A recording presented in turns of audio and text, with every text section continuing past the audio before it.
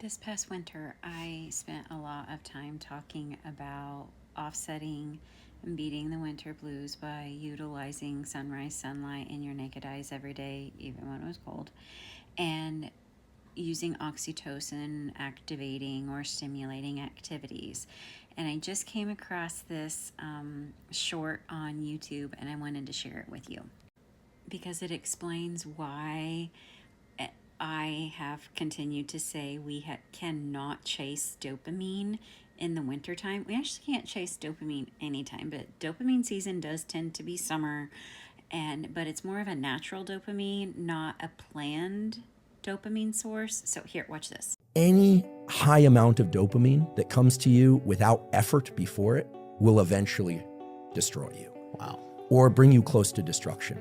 So something that just feels so good that all you had to do was open a package. All you had to do was take a pill. Or open a website. That is the slippery slope. I'm not a huge UFC fan, but I've been to a few fights and it's fun. Look, someday I imagine, given my interests, maybe I'll just buy a ticket and it'd be a great thrill, right? But if I were a kid and I suddenly were just planted there every single night, guess what? You move one row back, it's gonna feel like bad seating. This is why the children of very wealthy people often destroy their lives because they haven't had to work to have all this stuff.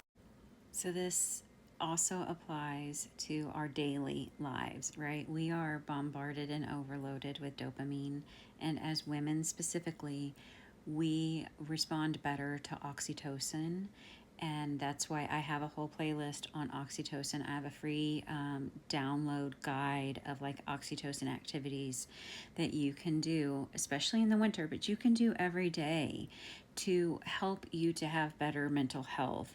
This dopamine addiction that is rampant in our society is crazy, and we've got to stop. Stop planning where your dopamine's going to come from every day. You have plenty of dopamine. You need to work on oxytocin. Get natural dopamine. Hi, Hercules. Get sunrise sunlight in your naked eyes every single morning, and do it with sunset as well. That gives you light information into your system to set your circadian clock. It is the highest natural boost of dopamine that you can get on a daily basis.